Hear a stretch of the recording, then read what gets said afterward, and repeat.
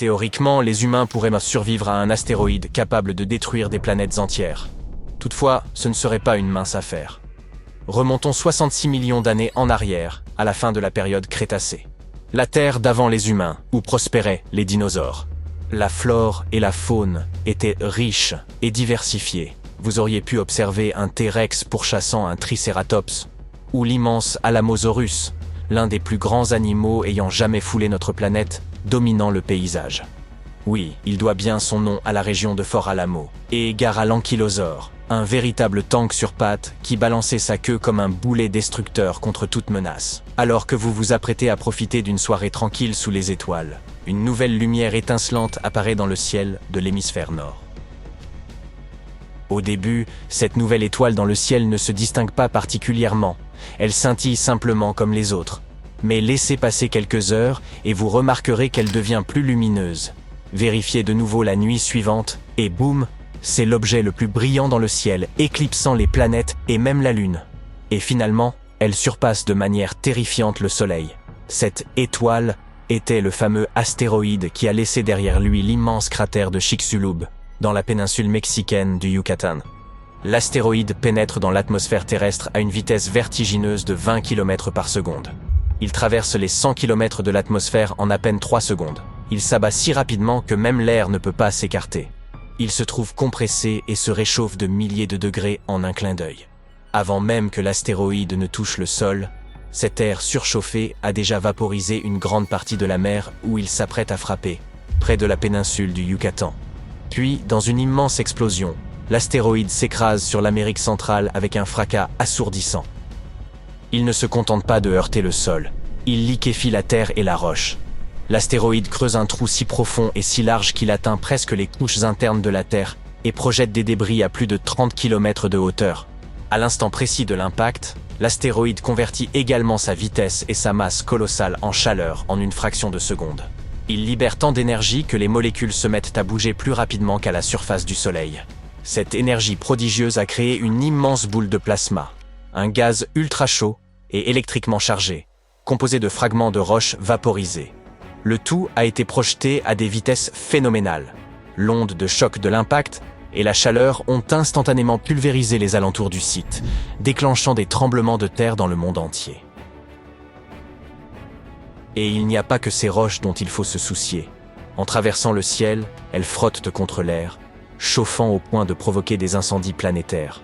La chaleur qu'elles dégagent pourrait être comparée à celle d'un four réglé à sa température maximale. Cette pluie de feu entraîne la combustion de la plupart des arbres de la planète. Le monde entier s'embrase. Très vite, cela change tout. En un instant, les dinosaures sont anéantis, laissant place au règne des mammifères. Et pas seulement les dinosaures, 75% des espèces, et notamment des grandes créatures disparaissent, ne laissant derrière elles que quelques petits oiseaux et rongeurs. Alors, comment pourriez-vous, en tant qu'humain, survivre à un tel événement ? Certains animaux ont survécu à cette époque. Pour y parvenir, nous devons apprendre de leur résilience. Les seuls oiseaux qui survivent même aux conditions les plus difficiles sont ceux qui nichent en sécurité au sol. Parmi les rares grands animaux qui parviennent à éviter l'extinction, tous ont des stratégies pour faire face à la chaleur.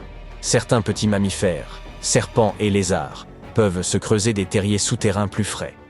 D'autres, comme les crocodiles et les tortues, se réfugient simplement dans l'eau. Ainsi, si vous vous trouvez à l'autre bout de la planète au moment de l'impact et que vous réagissez très rapidement, vous pourriez peut-être survivre. L'impact se produit à environ 6000 km de distance. Mais ne sous-estimez pas sa puissance.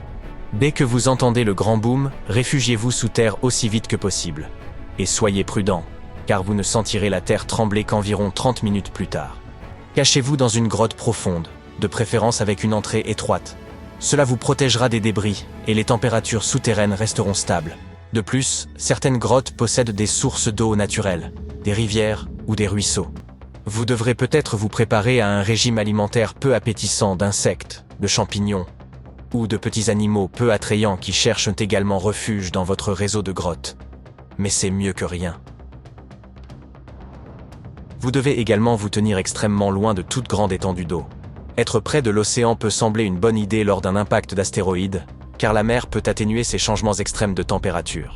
Néanmoins, Les tremblements de terre déclenchent de terrifiants tsunamis, et ce même dans les lacs ou les fjords. L'impact de l'astéroïde déclenche non seulement un tsunami, mais plusieurs, et ils sont aussi hauts que des gratte-ciel.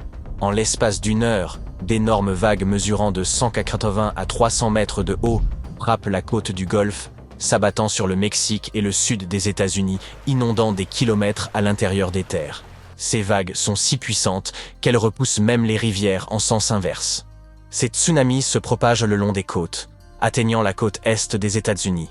Et 6 heures plus tard, ils frappent l'Europe, l'Afrique et le bassin méditerranéen. 15 heures après l'impact, il n'y a plus une seule côte sur Terre qui n'ait pas ressenti la fureur de ces vagues.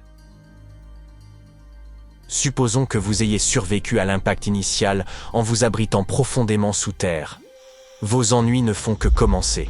L'astéroïde de Chicxulub frappe une région riche en soufre, projetant 100 milliards de tonnes de soufre et une énorme quantité d'eau dans l'atmosphère.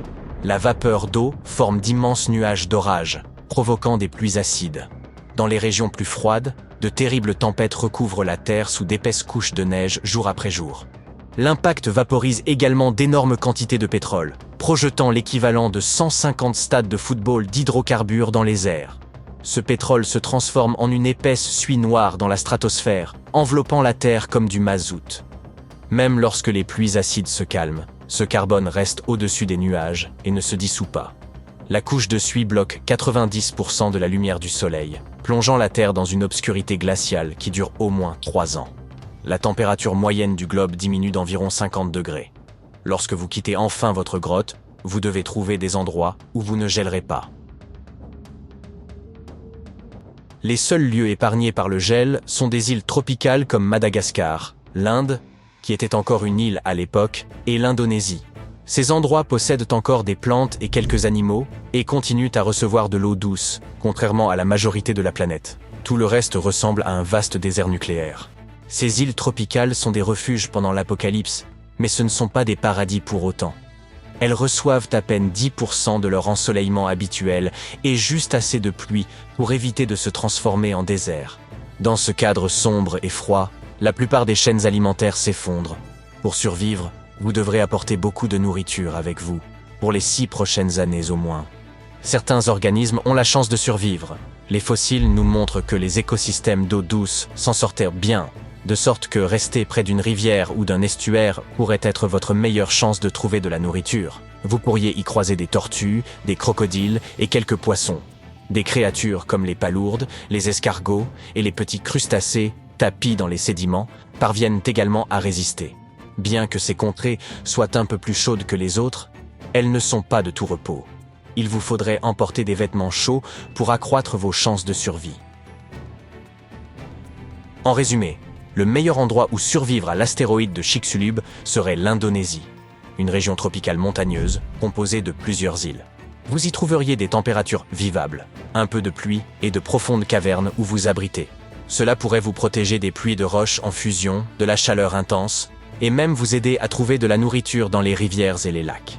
Mais si vous tombez sur des créatures ressemblant à des musaraignes dans votre quête de nourriture, voyageurs temporels que vous êtes, merci de les laisser tranquilles.